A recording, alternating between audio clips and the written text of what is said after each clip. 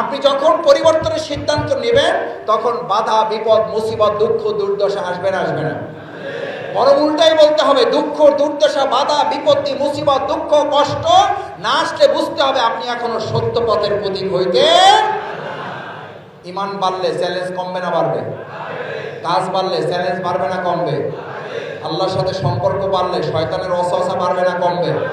বরং শয়তানের ওয়াসওয়াসা দুর্বল হইলে মনে করবেন যে কাজ খুব একটা আগাইতেছে না। আলহামদুলিল্লাহ, শ্রমিক কল্যাণ ফেডারেশনের কাজ বাড়তেছে, প্রতিপক্ষ শক্তভাবে আপনাকে মোকাবেলা করতেছে। আসসালামু আলাইকুম ওয়া রাহমাতুল্লাহি ওয়া বারাকাতুহু।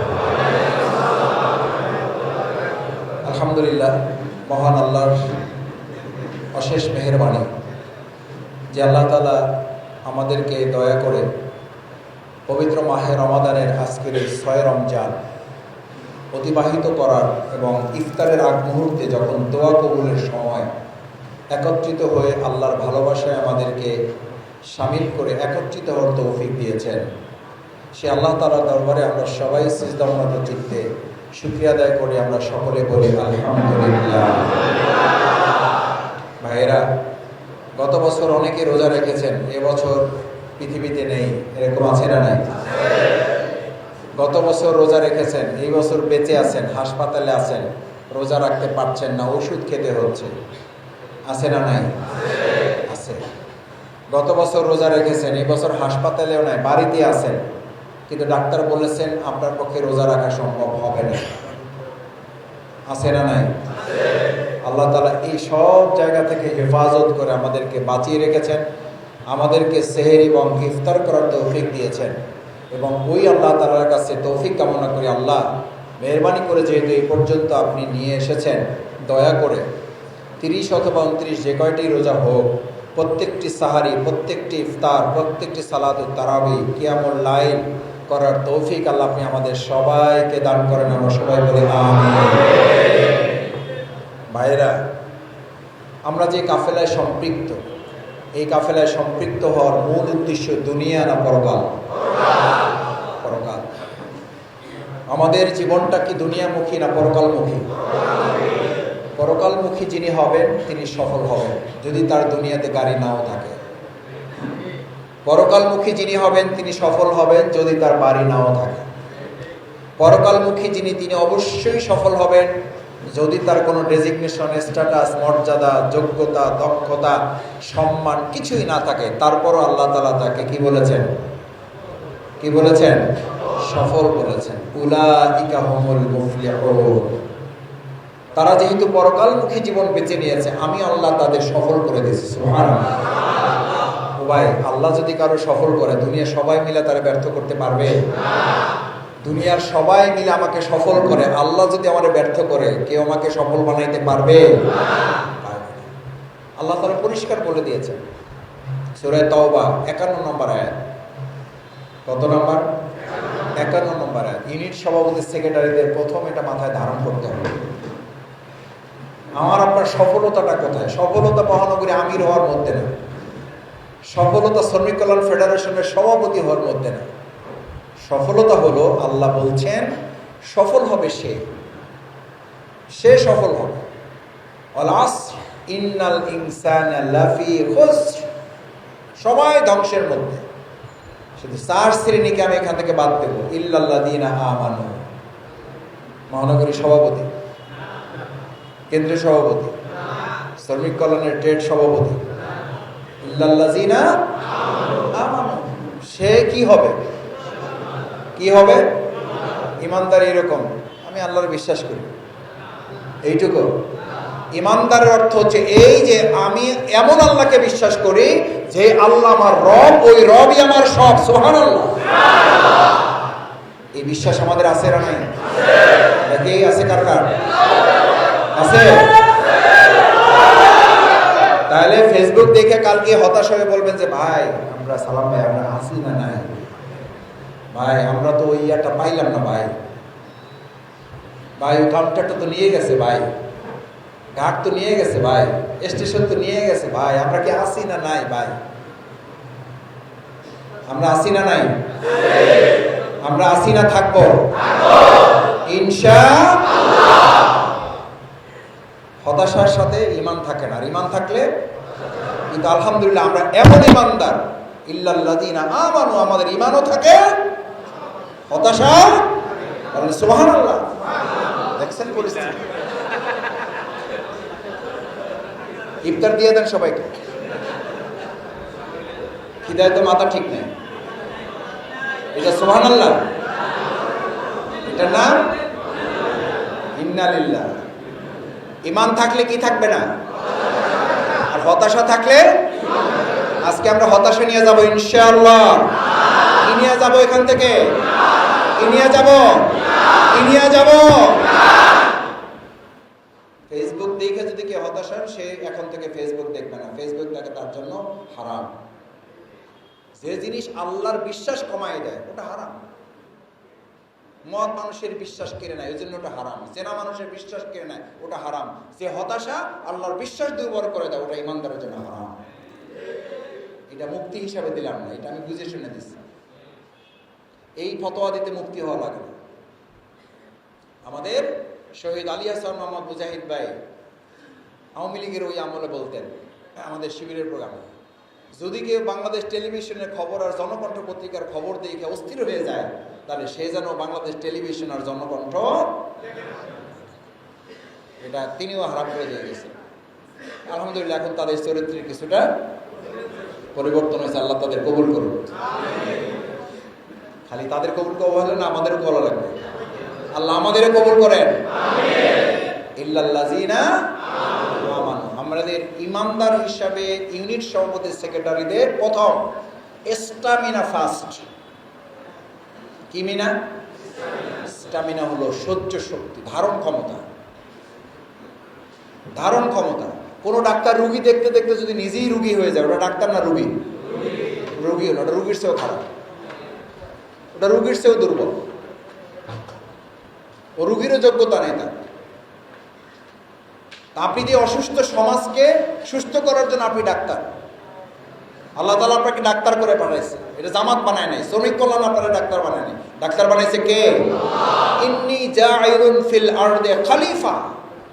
আল্লাহ আপনাকে প্রতিনিধিত্বের দায়িত্বে পাঠাইছে। আপনি ইউনিট সভাপতিকে ভুলে যান ভাই। আপনারা মাঝে মাঝে বলেন না, ভাই বেশি চাপ দিলে কিন্তু আমি নাই। কি এখন মানে ভাবটা এরকম যে সার্টিফিকেট পকেটই না করে, মানে চাইলে ইউনিট সভাপতি হওয়া যায়, চাইলেই এখান থেকে ছুটি নেওয়া যায়। সালাম ভাই তাহলে বিকল্প লোক দেখেন, মিঠু ভাই তাহলে কিন্তু আমার পাবেন না, ফোন কিন্তু বন্ধ করে দিলাম। আরে আপনার ইউনিট সভাপতি তো জামাত ইসলামী বানায় না, আপনার ইউনিট সভাপতি তো জন্মগত আল্লাহ বানায় পাঠাইছে। জামাত ইসলামী দয়া করছে আমার প্রতি যে ওই দায়িত্ব পালন করার জন্য এরকম একটা রেডিমেড প্ল্যাটফর্ম আপনারা তৈরি করে দিয়েছে। এই জন্য সিজদায় পড়ে শ্রমিক কল্যাণের জন্য দোয়া করবেন। এটা ঠিক একটু আস্তে করছেন, পিছনে কিছু লোক বলেনি। চিন্তা করছে যে বাড়ি যেয়ে আগে বুঝে তারপরে বলবেন, বাড়ি যেয়ে বুঝতে পারবেন সুবহানাল্লাহ, তখন আর বলা ঠিক করার সময় পাবেন না। এবার বলেন সুবহানাল্লাহ। এই শুকরিয়া আদায় করতে হবে না, হবে না? এই শ্রমিক কল্যাণ আপনি রেডিমেড না পাইলে আপনার একটা বানায় দেওয়া লাগতো। আমার দুই একজন বলে, কয় মাসুদ ভাই একটা নাম্বার দিলাম আমার কাছে, সাদা চাইছে। আমি বললাম দিছে? কয় দিয়ে দিছে। তা বললাম যে নিছে হারাম কাজ করছে, আপনি কি করছেন? সাদা খাওয়া হারাম আর দেওয়া হালাল। না না, দেওয়া হালাল। মদ খাওয়া হারাম আর বিক্রি করা হালাল। সুদ খাওয়া হারাম, সুদ দেওয়া হালাল। এখানে একজন লোক দাঁড়ায় বলেন, যদি শ্রমিক কল্যাণের মতো বিরাট নিয়ামতপূর্ণ কাফেলায় একটা ব্যানার আমার জীবনে আপনার জীবনে না আসতো, তাহলে আপনার হয় সাদা খাইতে হইতো, তাহলে সাদা দিয়ে তারপরে সমাজে থাকতে হইতো। আল্লাহ সেখান থেকে আমাদেরকে বাঁচাই দিয়েছে, আলহামদুলিল্লাহ। তাহলে এক নম্বর হলো ইল্লাল্লাযীনা আমানু। ঈমানটা এমন হবে যে আমরা কোনো পরিস্থিতি হতাশার মুখোমুখি হব না। ওয়া আমিলুস সালিহাত। ইউনিট সভাপতিদের দ্বিতীয় কাজ হচ্ছে আমলে সালেহ, মানে হচ্ছে খালি রোজা রাখা না। আমলে সালেহ মানে খালি তাহাজ্জুদ পড়া না। আমলে সালেহ মানে হচ্ছে ভালো কাজ করা, অন্যায় কাজের প্রতিরোধ করা। এটা হলো আমলে সালেহ সার্বজনীন সংজ্ঞা, সবাই একমত এটার সাথে। ইউনিট সভাপতিদের কাজ এইটা যে সে ভালো কাজও করবে, অন্যায় কাজ প্রতিরোধ করবে। তাহলে অন্যায় কাজ আপনি প্রতিরোধ করবেন, তাহলে আগে বাইরে প্রতিরোধ না আগে ভিতরে প্রতিরোধ? আগে সমাজে প্রতিরোধ না আগে ব্যক্তি প্রতিরোধ? ভালো করে বুঝেন। তাহলে ইনি সভাপতি আছেন, আমি রোপণ হইতে পারি না, কি অসুবিধা? তেলাওয়াত করতে পারি না, এরকম আল্লাহর ওলি এখানে নাই? আছে। যেভাবে জোরে বলছেন তোর একটু লজ্জাও থাকা উচিত ছিল ভাই। আলহামদুলিল্লাহ সাহস করে বলছেন। আল্লাহ তাআলা আপনাদের এই আসে কবুল করে সবাইকে কোরআনের সাথে আমাদের কবুল করুন। ভাইয়েরা, রমজান পাইলেন, কোরআন শুদ্ধ করে শিখতে পারলেন না, এর চেয়ে দুর্ভাগ্য জীবনে আর কিছু আছে? বাংলা বলতে পারেন না? পারেন না? টুকটাক ইংরেজি বুঝেন না? বুঝেন না? জমি ক্রান্তি কারা হিসাব বুঝেন না? বুঝেন না? এগুলো সব বুঝে। কয় যে মাসুদ একটু বয়স হয়ে গেছে তো আর হবে না। তার মানে আপনার নাম কি? কয় আব্দুর রহিম। আপনার নাম তো মনে আছে, ব্রেন ঠিক আছে। নাম যদি মনে থাকে তাহলে আল্লাহর কালাম মনে, নাম মনে থাকে আল্লাহর কালাম মনে না থাকে না, তাহলে বুঝতে হবে নসিব খারাপ না ভালো? খারাপ না ভালো? খারাপ। আমলের স্তরের কাজ হচ্ছে আগে নিজেকেও সামলানো। ইনি সভাপতিরা কি করে আপনি সমাজ রাষ্ট্র পরিবর্তন করবেন? নিজেকে পরিবর্তন করার সাহস করতে পারেন না। 10 বছর ধরে শ্রমিক কল্যাণের সাথে আছি, 15 বছর ধরে আছি, 5 বছর ধরে, 2 বছর ধরে, 3 বছর ধরে আসি তো আসি। কয় ভাই রাষ্ট্র চেঞ্জ হোক আগে, ইনশাল্লাহ পরিস্থিতি ভালো হইলে আমি ভালো হয়ে যাব। আচ্ছা আপনি বলেন, এইটা কি সভাপতির কাজ যে ভালো হইলে ভালো হবেন, নাকি ভালো করার জন্য আমরা ভালো হব? দেখি ভালো করার জন্য ভালো হইতে রাজি আছি কারা? ইনশাল্লাহ। ইনশাল্লাহ রাজি আছেন? রাজি আছেন ইনশাল্লাহ? তাহলে সমাজ আগে না আমি আগে? রাষ্ট্র আগে না আমি আগে? মুক্তি রাষ্ট্রের আগে না আমার আগে? জান্নাত জাহান্নামের ফয়সালা রাষ্ট্রের না আমার? এটা বুঝেন, তাহলে কেন নিজের বদলাচ্ছেন? আমলে সলের কাজ তো এইটা ভাই, নিজেকে বদলাবো আমি। আমলে সলের কাজ তো এইটা, আমার সাথে লড়াই করবো। লড়াই করতেছেন না? করতেছেন না? পানি এখন খাইতে ইচ্ছা করতেছে না? করতেছে না? গোপনে হইলে খাবেন, কেন খাবেন না? কার ভয়? ওযু করতে গিয়ে পানি যদি গলার মধ্যে ঢুকে যায়, খুব খুশিতে একটা ফোন দেবেন বাসায় যে কাজ একটা হয়েছে, দোয়া করো আমার জন্য। এমনি একটু পিপাসাও লাগছিল, আবার উযু করতে গিয়ে আলহামদুলিল্লাহ উযুটাও হয়েছে, রোজাটাও শক্ত হয়েছে, আলহামদুলিল্লাহ। কাজটা তো ভালো করছেন, তার মধ্যে গলায় পানি চলে গেছে, আনন্দ লাগে কার কার? আনন্দ লাগে? মন খারাপ হয়েছে, ভালো কাজ করছেন, তার মধ্যে পানি চলে গেছে, কাজটা ঠিক হয় নাই, অনুতপ্ত অনুশোচিত। এই অনুতপ্ত অনুশোচনা যদি আপনার মধ্যে থাকে, আর কোরআন পড়তে পারেন না, যদি আপনি অনুতপ্ত অনুশোচনা না করেন, তাহলে আপনার রোজা শুধু খাওয়া এবং পানাহার পরিত্যাগ করা ছাড়া এই রোজায় আল্লাহর কিছুই যায়। এখানে ওযু করতে গিয়ে গলার মধ্যে পানি চলে গেছে, আপনি অস্থির হয়ে গেছেন। আমার কাছে সেদিন একজন নাম্বার চায়, কয় যে আহমদ আল হুজুরের নাম্বারটা একটু দিতে পারবেন ভাই? আমি বললাম কি করবেন? কয়েকটা মাসলা দরকার। একটা কি দরকার? মাসলা দরকার। আমি বললাম নাম্বার আছে, পাবেন কিনা আমি জানি না। কয় তাহলে পাওয়া যাবে এরকম নাম্বার দেন। তাহলে মাদানী ভাইয়ের নাম্বার নাও। আমি বললাম সমস্যাটা কি? এই সমস্যা এইটা বলছে, ওযু করতে গিয়ে গলার মধ্যে পানি চলে গেছে, হে মুফতির নাম্বার নিচ্ছে। আমি বললাম আজকে কি রাস্তায় বের হয়েছেন? কয় হ্যাঁ তা বের হয়েছে। চোখ কি ঠিকঠাক আছে? কয় হ্যাঁ তা আছে। দুই একবার এদিক ওদিক গেছে। তা বললাম চোখ যে এদিক ওদিক গেছে, এটি কি কোনো ইমামের নাম্বার নিয়ে জিজ্ঞেস করছেন যে হুজুর আমার চোখ তো ইচ্ছাই হোক অনিচ্ছাই হোক বেপরদা মহিলার দিকে পড়ে গেছে, আমার ইমান কি ঠিক আছে? ওই মাসুদ এই কোশ্চেন তো করি নাই কখনো কেউ।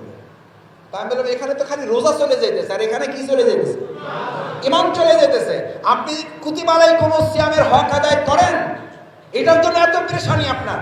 আপনি কি আল্লাহর আর একটা বিধান, এত কথা ওনারে বলি নাই, এটা পরে বলছি দেখা হওয়ার পরে, যে আপনি সেই লোকটা? কয় হ্যাঁ মাসুদ আমি সেই লোক।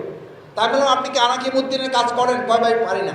তাই বলে এটার জন্য কি আপনি অনুতপ্ত অনুশোচনা হয়ে কোনোদিন কোনো মুফতির কাছে জিজ্ঞেস করছেন যে ভাই ওই দিন তো আমার অনিচ্ছাকৃত গলার মধ্যে পানি চলে যাওয়ার কারণে পেরেশানি তৈরি হয়ে গেছে মাসলা জানার জন্য, অথচ আল্লাহর একটা বিধান ফরজটা আমি ঠিক মতো পালন করি না, আমার ইমান আছে না নাই? এই কথা জিজ্ঞেস করছেন? কয় ভাই তা তো করি নাই।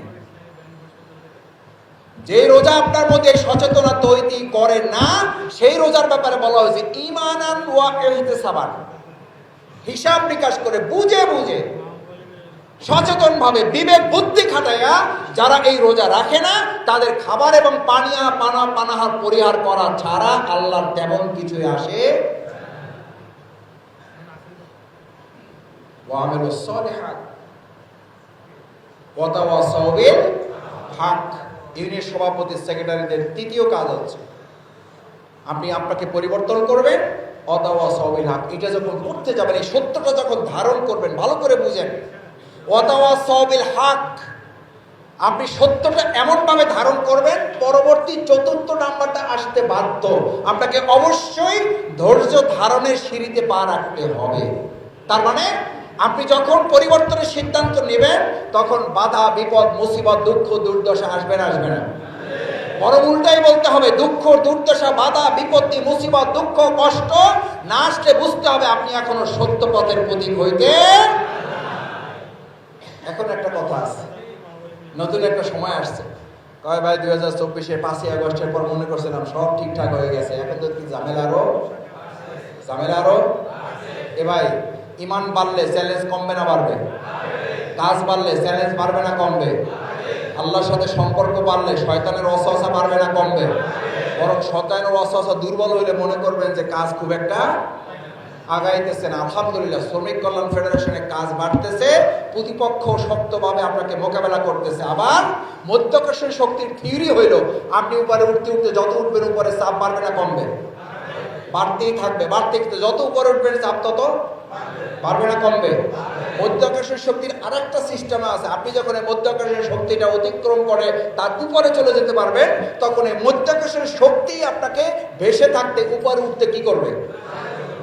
বাংলাদেশ শ্রমিক কল্যাণ ফেডারেশনে মধ্যাকর্ষণ শক্তির এখন মাঝখানে আছে। চারটা মোকাবেলা করে একটা জাম করে ইউনিয়ন সভাপতি সেক্রেটারি যদি সিদ্ধান্ত নিতে পারে, আগে আমি পরিবর্তন হব, ঢাকা মহানগরী দক্ষিণ পরিবর্তন করব, 56,000 বর্গ মাইলকে আমরা চাপ মোকাবেলা করে এমন একটা জায়গায় যাব, এই প্রতিপক্ষরা আমাকে সামনের দিকে এগিয়ে নিতে বাধ্য করবে। পারবেন ইনশাআল্লাহ?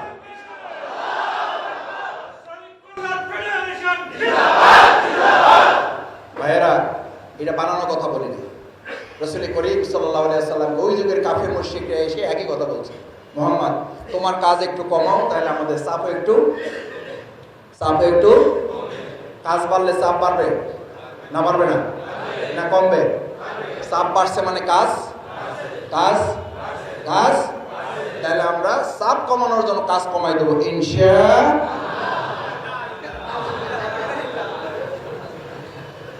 চাপ আমরা মোকাবেলা করেই সামনে আগাবো এবং এই চাপই আমাদেরকে কাজের চাপও বাড়াই দিতে সাহায্য করতে বাধ্য হবে। পারবেন ইনশাআল্লাহ? সম্মানিত ভাইয়েরা, সেই জন্য শেষ কথা হচ্ছে ওয়াতাওয়াসাউ বিস সাবর। আজকে পরিস্থিতিটা কিন্তু এইটা মরহুম মাওলানা আব্বাস আলী খান রাহিমাহুল্লাহ, ওনার একটা বই আছে, ইসলামী আন্দোলন পতনের, একটি আদর্শবাদী দলের পতনের কারণ ও তার বাঁচার উপায়। সেখানে সব পয়েন্ট মিলে বলা হয়েছে, একটি আদর্শবাদী দলের পতন তখন হয় না যখন খারাপ অবস্থা থাকে, পতন তখন হয় যখন কি অবস্থা তৈরি হয়। কি অবস্থা? এখন মোটামুটি কি অবস্থা? ভালো অবস্থা। সুতরাং এই সময় সতর্ক থাকতে হবে বেশি। এই সময় যদি আমাদের মধ্যে ধৈর্য কমে যায়, এই সময় যদি আমাদের মধ্যে লোভ বেড়ে যায়, এই সময় যদি আমার মধ্যে চাওয়া পাওয়া বেড়ে যায়, এই সময় যদি আমাদের মধ্যে সম্মান মর্যাদা নিয়ে টানাটানি লেগে যায়, তাহলে আপনাকে প্রতিপক্ষ ধ্বংস করা লাগবে না, আমরা নিজেরাই নিজেদের ধ্বংস নিশ্চিত করে। সম্মানিত ইউনিয়ন সভাপতি সেক্রেটারি ভাইয়েরা, যেহেতু সালাতুল আসরে আজান হয়েছে, জামাতেরও সময় হয়েছে, আমি আপনাদের কাছে শুধু এইটুকু অনুরোধ করতে চাই, আসুন বাংলাদেশ জামাত ইসলামী, শ্রমিক কল্যাণ ফেডারেশন, ইসলামী ছাত্র শিবির, আমাদের মহিলা জামাত, আমাদের অন্যান্য ছাত্র সংস্থা সবাই মিলে আমরা এবার বাংলাদেশটাকে একটা নতুন জায়গায় নিয়ে যেতে চাই। পারবো তো ইনশাআল্লাহ? সেই জায়গায় নেওয়ার জন্য, নতুন বাংলাদেশের জন্য নতুন সিদ্ধান্ত নিয়ে আমরা ইনশাআল্লাহ ঢাকা মহানগরী দক্ষিণ, গোটা বাংলাদেশের রাজধানী হলো, বাংলাদেশের রাজধানী কোথায়? সেই ঢাকার রাজধানী আবার কোথায়? ঢাকা মহানগরী দক্ষিণ। আমরা যেন বাংলাদেশের রাজধানী ঢাকা, সেই ঢাকার রাজধানী শ্রমিক সংগঠন দক্ষিণকে গোটা বাংলাদেশের রাজধানীতে পরিণত করতে পারে। আল্লাহ আমাদের কবুল করুন। আসসালামু আলাইকুম ওয়া রাহমাতুল্লাহি